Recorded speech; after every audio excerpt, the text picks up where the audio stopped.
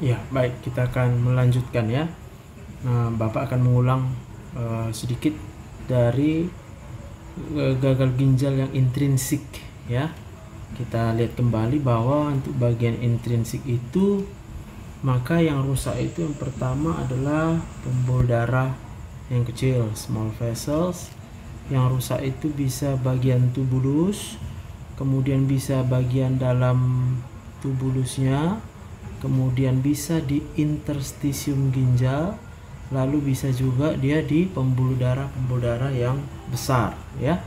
Untuk di pembuluh darah kecil ya, seperti kita lihat di sini,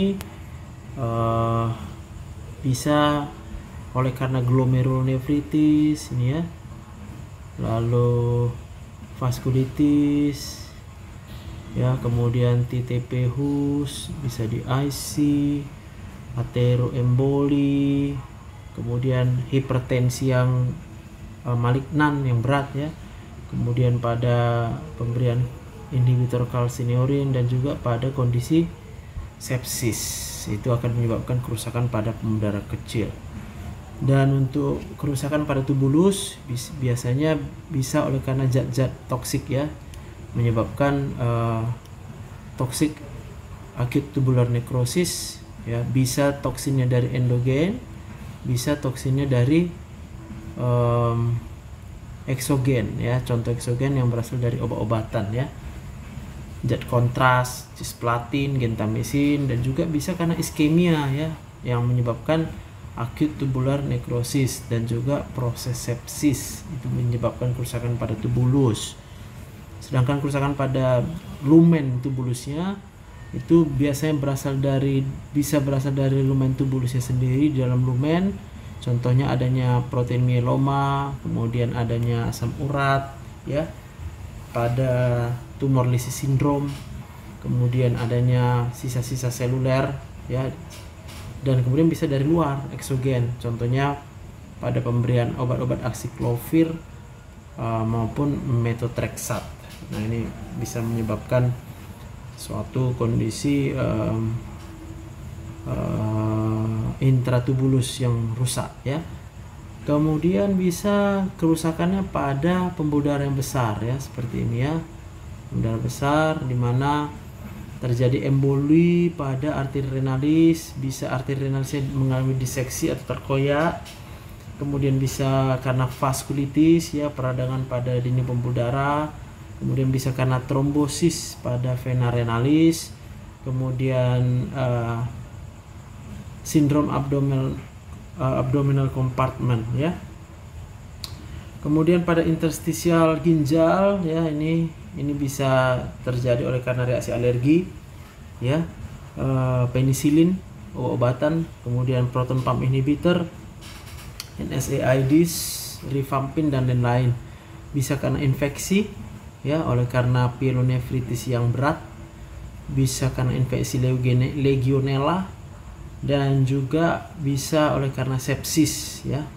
Kemudian bisa karena terjadi infiltrasi oleh limfoma maupun leukemia, dan juga bisa dipicu oleh reaksi peradangan seperti Sjogren's, tubulointerstitial nephritis uveitis, dan juga sepsis ya. Jadi kita lihat sepsis sendiri bisa mengakibatkan kerusakan intrinsic renal failure, itu dia rusak small vessel, kemudian dia rusak tubulus, kemudian dia rusak interstisial daripada ginjal ya.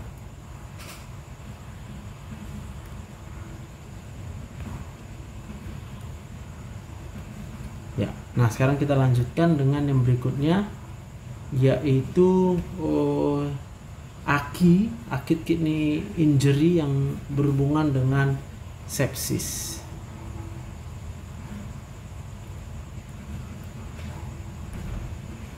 Nah, kita lanjutkan dengan sepsis yang menyebabkan acute kidney injury ya.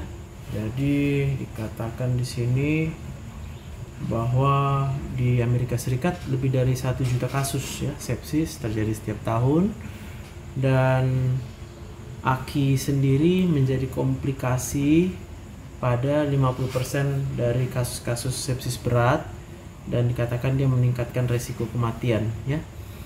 Jadi penurunan glomerular filtration rate yang terjadi pada sepsis itu sendiri dapat berlangsung tanpa didahului oleh suatu hipotensi yang nyata ya. Walaupun kebanyakan kasus-kasus berat AKI itu biasanya terjadi dalam kondisi hemodinamik yang sudah mengalami kolaps ya, yang memerlukan dukungan pemberian vasopresor ya.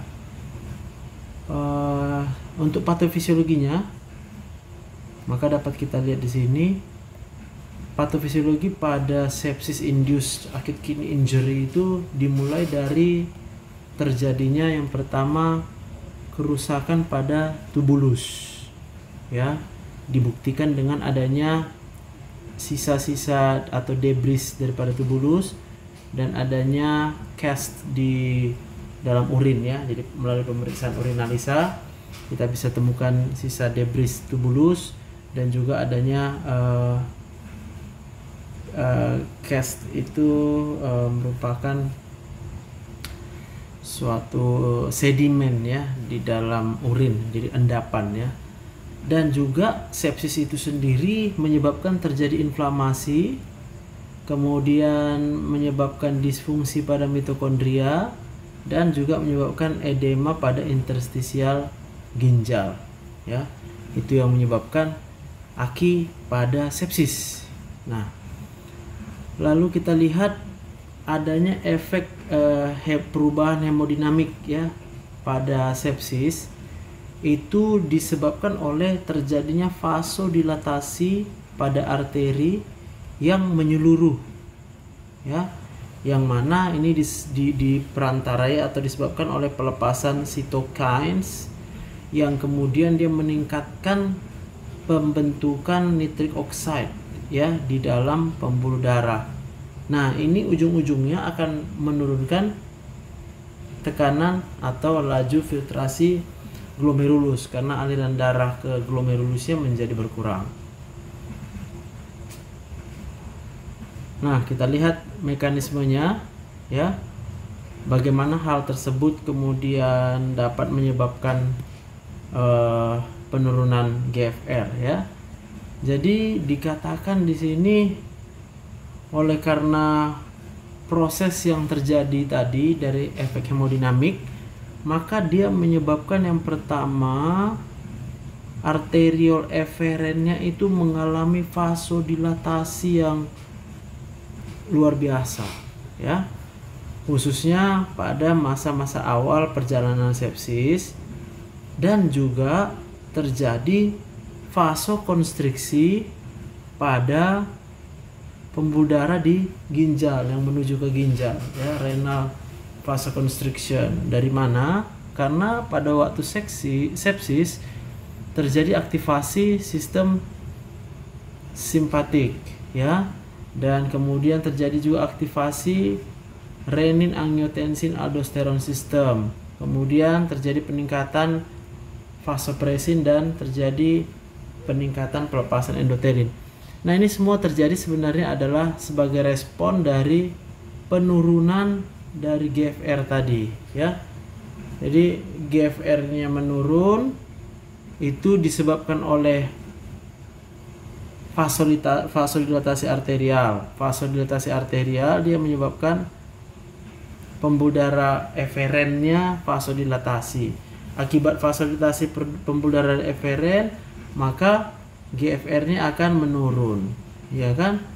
Nah, setelah GFR-nya menurun, ternyata GFR yang menurun akan memicu aktivasi dari ini sistem saraf simpatik, kemudian aktivasi sistem renin angiotensin aldosteron, kemudian terjadi ekskresi vasopresin dan juga pembentukan endotelin. Nah, ini semua akan menyebabkan vasokonstriksi pada pembuluh darah renal. Jadi semakin menurun aliran darah ke dalam glomerulus dan semakin banyak pula yang keluar dari glomerulus yang melewati arteriol efferent, sehingga tekanan intraglomerulus semakin menurun ya.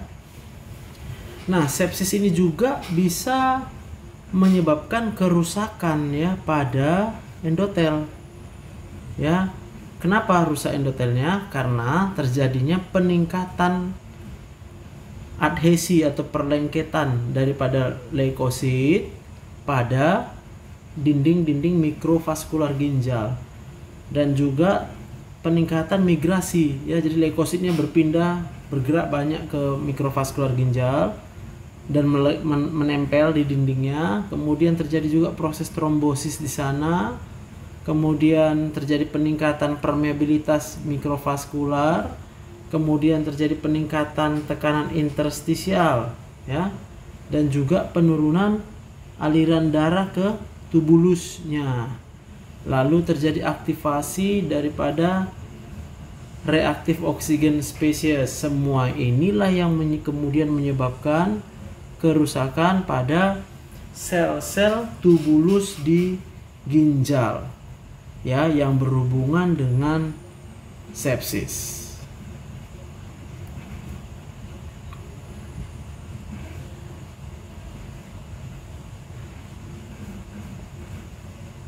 Ya. Lalu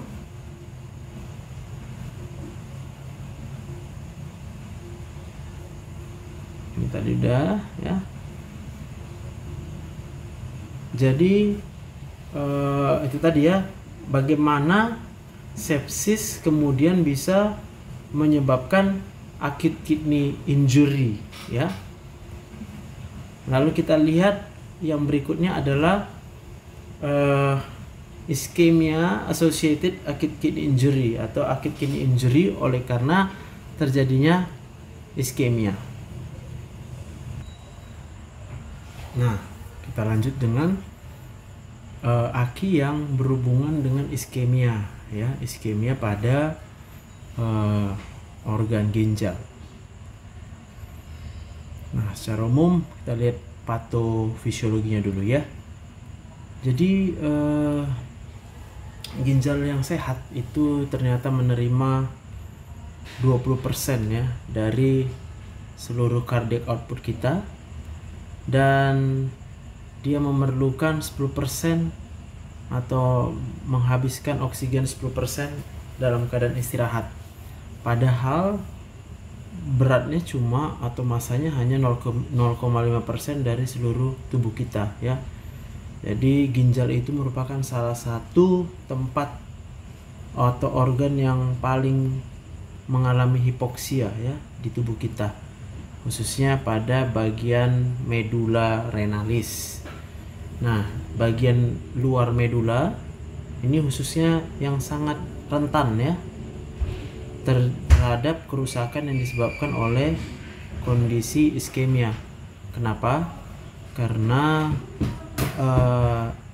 arsitekturnya atau susunan bentuk daripada pembuluh darahnya ini yang diperlukan untuk mensuplai oksigen dan zat-zat nutrisi ke bagian tubulus ya. Jadi arsitekturnya berbeda ya dibandingkan dengan organ-organ lain yang diperdarai oleh pembuluh darah. Iskemia pada bagian medula sebelah luar ini ya, itu akan menyebabkan terjadinya interaksi antara leukosit dengan sel endotelnya pada pembuluh darah yang kecil, yang mana itu akan menyebabkan inflamasi, dan ini akan menyebabkan berkurangnya aliran darah lokal terhadap segmen S3 ya, dikatakan yang paling aktif secara metabolik, yaitu pada tubulus proksimal ya, yang mana ini kemudian sangat bergantung ya terhadap metabolisme oksidatif supaya sel-sel di tubulus segmen proksimal tersebut itu bisa tetap bertahan bekerja dengan normal ya. Jadi kalau dia terjadi iskemia, maka reaksinya akan semakin memperburuk aliran darah terhadap tubulus yang segmen proksimal bagian S3.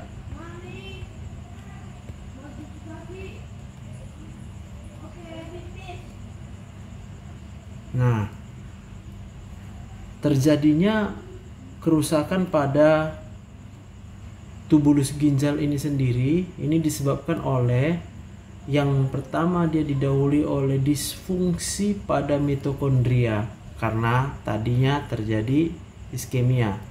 Ya, kita tahu bahwa mitokondria itu merupakan tempat proses metabolisme yang aktif yang memerlukan oksigen. Jadi kalau terjadi iskemia, maka asupan oksigen akan menurun. Dan ini akan menyebabkan apa? Pelepasan daripada oksigen reaktif, ya, spesies oksigen reaktif. Dan ini bersifat toksik terhadap sel-sel jaringan.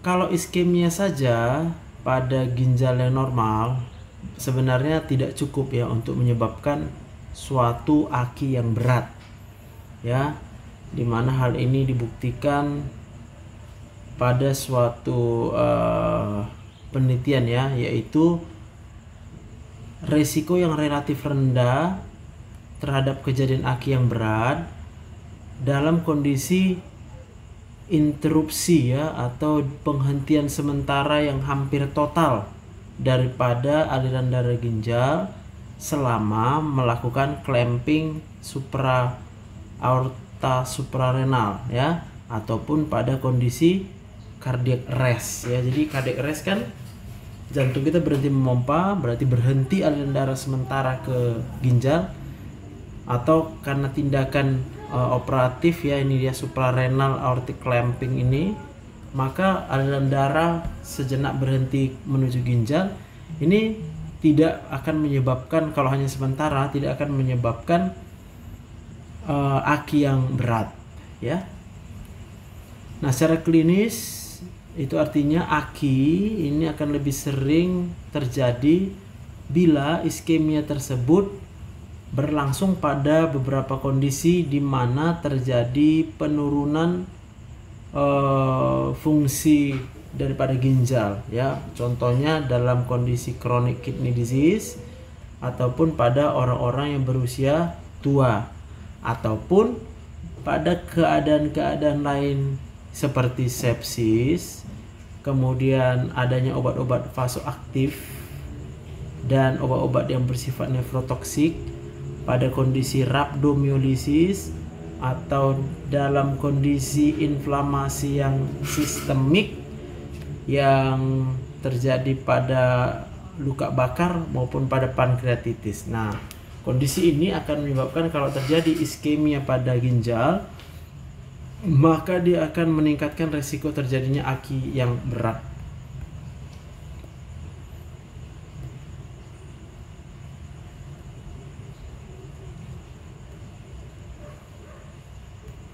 Nah, azotemia yang prerenal tadi ya, dan kondisi aki yang disebabkan oleh iskemia, sebenarnya ini adalah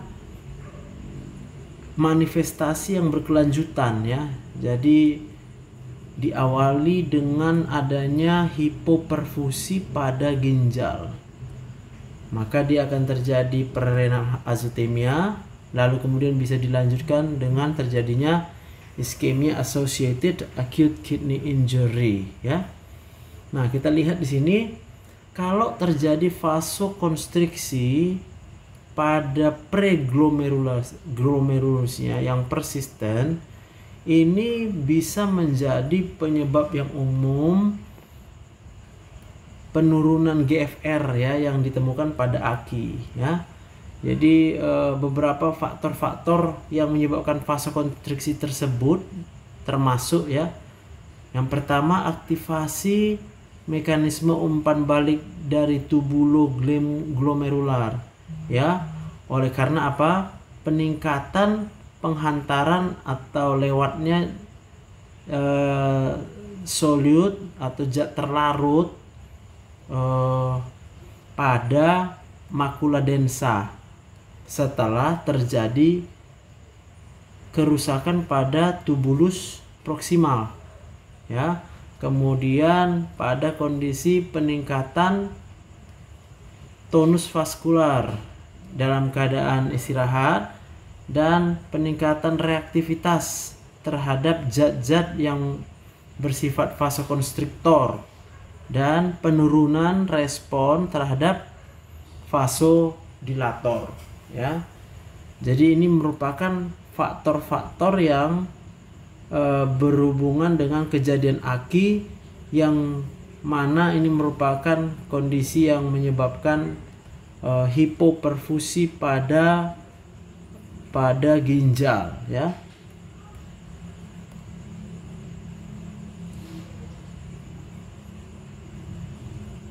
Nah, faktor lainnya sendiri itu adalah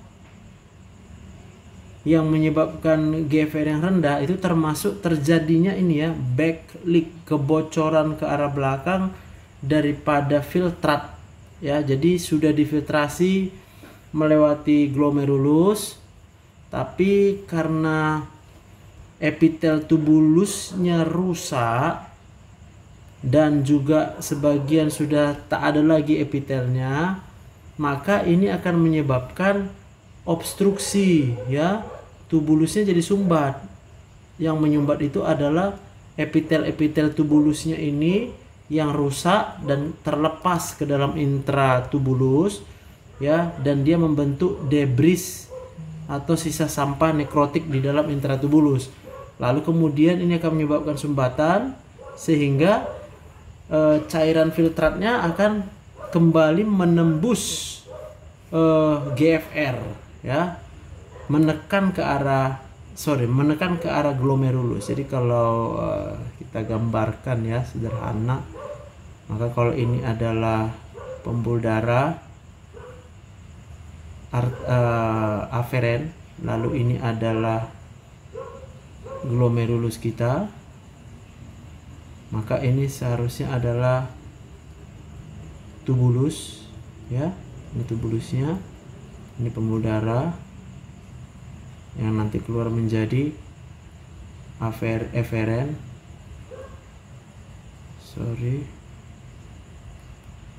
dan ini adalah aferen ya kan. Nah, ini tubulusnya ini rusak, ini sel-sel epitelnya.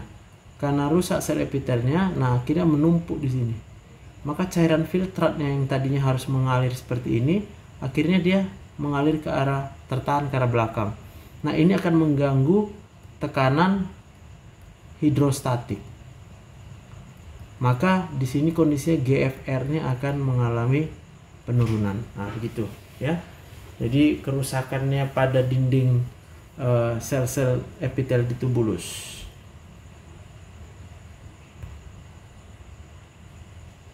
Nah, kita lihat bagannya ya. Jadi suatu kondisi gagal ginjal oleh karena iskemia ya. Kita lihat di sini efeknya, intinya dia terjadi penurunan oksigen, maka disebut iskemia ya. Maka ini efeknya pertama terhadap mikrovaskular atau pembuluh darah kecil, dan juga terhadap tubulus yang ada di ginjal ya. Di mikrovaskular dia akan merusak keduanya, glomerulus dia rusak, medula ginjal dia rusak. Apa yang terjadi? Yang pertama, dengan berkurangnya oksigen, maka dia akan meningkatkan vasokonstriksi oleh karena peningkatan endotelin, adenosin, angiotensin 2, tromboksan A2, leukotrin, dan aktivitas simpatis. Nah, kalau kita lihat di sini menarik, aktivitas simpatik ternyata mempengaruhi ya kerusakan ginjal. Berarti kadar stres pasien kita itu akan berhubungan dengan ini. Dia akan semakin meningkatkan vasokonstriksi pada ginjal. Maka penting bagi kita untuk kalau pasiennya masih sadar, bisa berkomunikasi, stresnya harus bisa kita bantu supaya dia bisa cope ya. Apakah pasiennya mungkin takut mati atau mungkin ada banyak masalah dia yang alami ya. Dan kemudian oksigen yang menurun akan menyebabkan respon vasodilatasinya pada ginjal menurun. Kenapa? Karena nitric oxide, kemudian prostaglandinnya dilepas, kemudian banyak asetilkolin dan banyak bradikinin ya. Jadi Vasokonstriksi ini perlu diingat, ini terjadi pada aferen, arteriol, ya kan? Dan vasodilatasi ini masalah pada eferen. Karena untuk dia meningkatkan GFR, ya, ini kita ulang sedikit ya. Supaya GFR meningkat, maka si aferen ini harus vasodilatasi. Sedangkan si eferen ini harus vasokonstriksi. Nah, yang ini yang gagal, yang kedua ini pada kondisi oksigen yang menurun sehingga GFR-nya tidak bisa dipertahankan, dan GFR tidak bisa dipertahankan, inilah yang terjadi kerusakan intrinsik pada ginjal ya. Kemudian apalagi yang terjadi akibat dari penurunan oksigen? Kerusakan endotel dan kerusakan otot polos pada vaskuler, dan ini merusak struktur daripada ginjal. Lalu terjadi perlengketan leukosit dengan endotel, lalu terjadi obstruksi ya, sumbatan pada vaskulernya, dan terjadi aktivasi leukosit, ini menyebabkan reaksi inflamasi ya. Sedangkan terhadap tubulus ada beberapa efek daripada penurunan oksigen atau iskemia. Pertama, kerusakan sitoskeletal ya, jadi sel-sel di tubulus itu maka rangkanya akan rusak. Lalu kehilangan polaritas daripada dinding tubulus, terjadi apoptosis dan nekrosis, desquamasi dari sel-sel yang masih hidup dan juga sel-sel yang mengalami nekrosis. Kemudian terjadi obstruksi pada tubulus, akibatnya dia terjadi aliran balik tadi ya, menembus kembali ke dalam glomerulus, atau dia akan mengganggu atau mengurangi tekanan hidrostatik di glomerulus ya. Jadi kira-kira begini ya. Iya, kebocoran.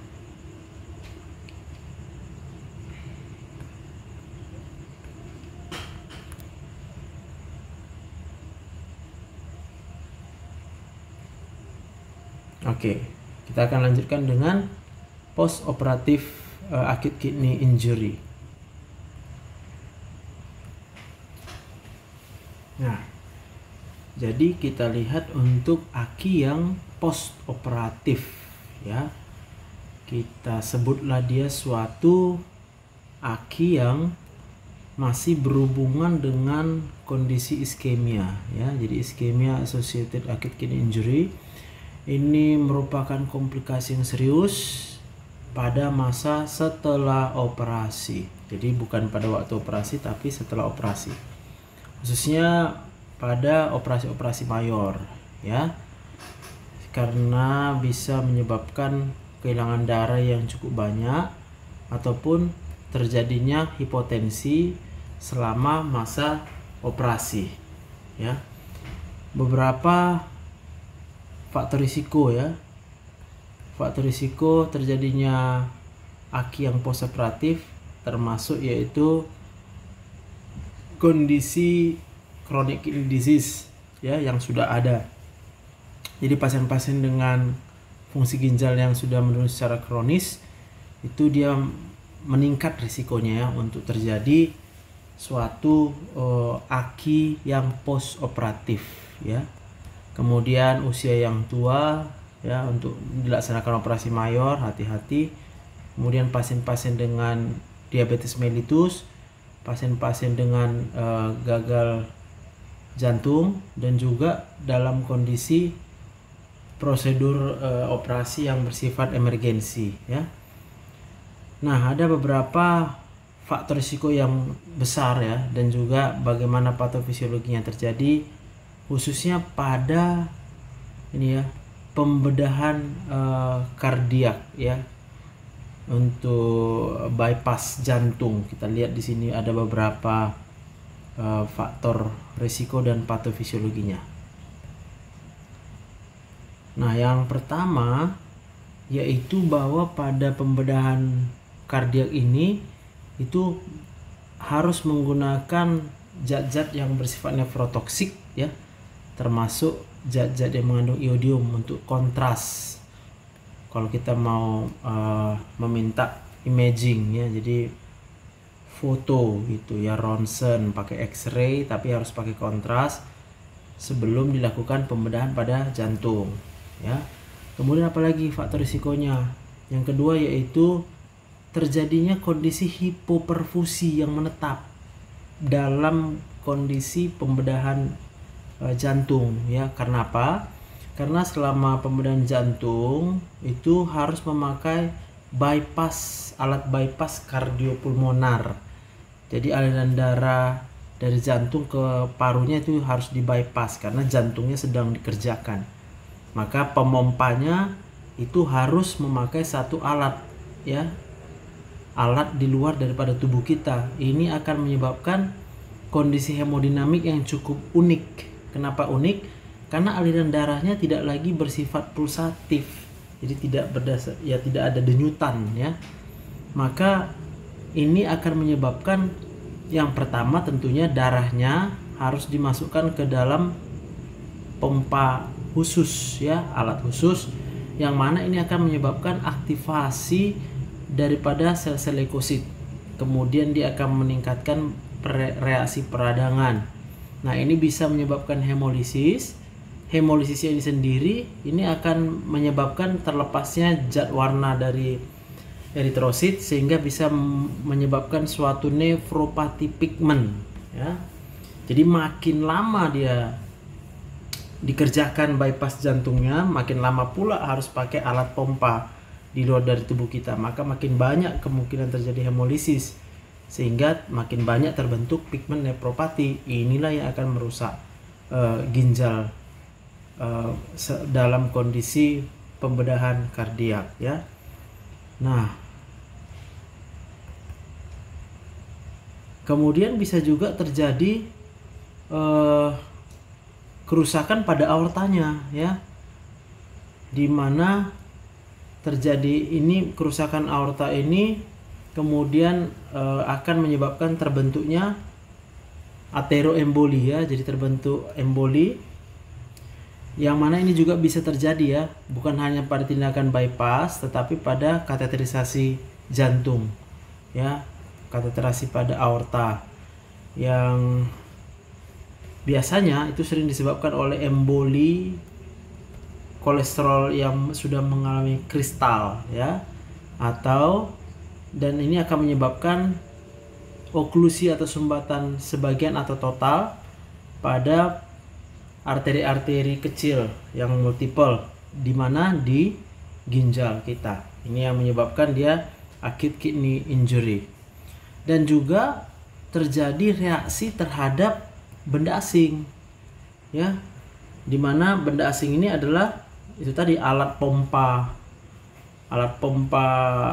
di luar daripada tubuh kita untuk membypass aliran kardiopulmonernya. Ini akan menyebabkan proliferasi pada lapisan intima, kemudian terjadi pembentukan sel-sel raksasa, lalu kemudian pembuluh darahnya akan mengalami penyempitan yang biasanya ini bersifat subakut ya, berlangsung pada periode beberapa minggu dan bukan tidak cukup untuk beberapa hari. Ini yang lama kelamaan ya akan bisa menyebabkan penurunan daripada fungsi ginjal ya. Nah, itu dia tadi aki pada postoperatif.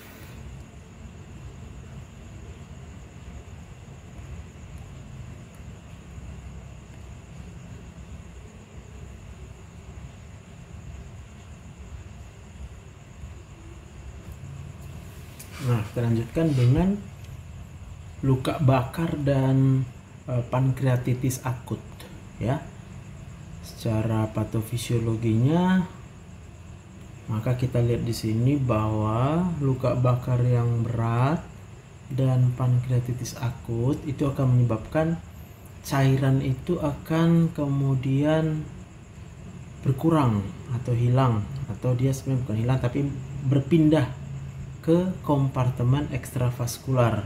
Jadi keluar dia dari pembuluh darah, kemudian ini akan menyebabkan hipovolemia yang berat, lalu terjadi penurunan cardiac output dan terjadi peningkatan aktivasi dari sistem neurohormonal ya.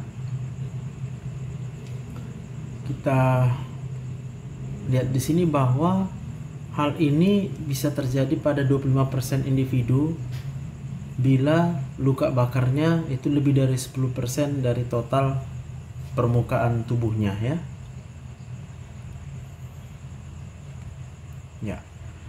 Kemudian pada luka bakar dan akut pankreatitis juga terjadi inflamasi yang tidak terkontrol, dan juga terdapat peningkatan resiko terjadinya sepsis disertai dengan kerusakan pada paru-paru yang bersifat akut, dan ini tentunya akan menyebabkan risiko terjadinya dan perkembangan bertambah beratnya dari AKI. Nah, dalam kondisi cairan yang banyak hilang, maka biasanya pasien perlu diberikan resusitasi cairan dalam jumlah besar ya, untuk traumanya, untuk luka bakar maupun dalam kondisi pankreatitis akut. Tapi perlu kita ketahui bahwa ini akan meningkatkan risiko terjadinya sindrom kompartemen abdomen ya, di mana cairan yang sudah kita resusitasikan itu akan berpindah ke rongga abdomen, sehingga akan terjadi peningkatan tekanan intraabdominal, dan biasanya kalau dia terjadi lebih dari 20 mm Hg, ini akan menyebabkan tertekannya vena renalis ya. Akibatnya ini juga akan menyebabkan penurunan daripada glomerular filtration rate, dan ini yang menyebabkan nanti semakin parah terjadinya acute kidney injury ya.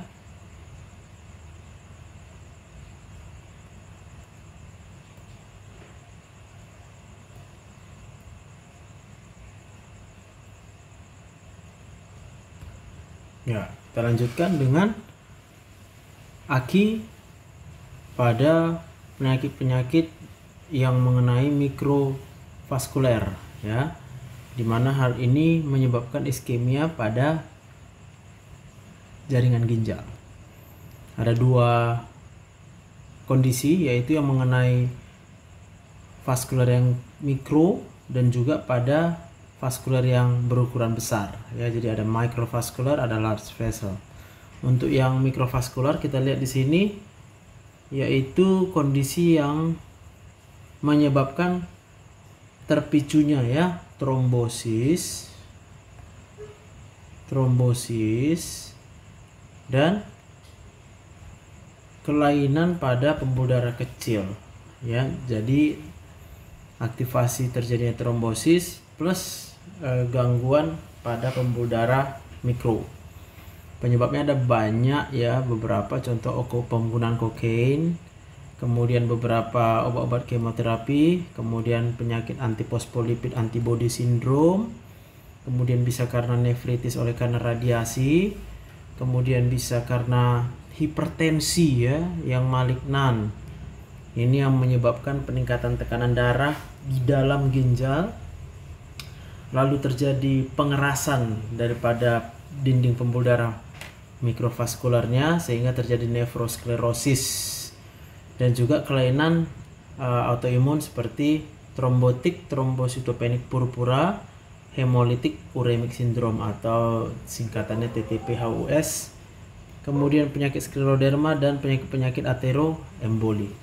Sedangkan penyakit pada pembuluh darah yang besar yang berhubungan dengan terjadinya AKI, yaitu apabila terjadi diseksio pada arteri renalis, tromboembolisme, trombosis ataupun kompresi pada vena renalis atau trombosis pada vena renalis.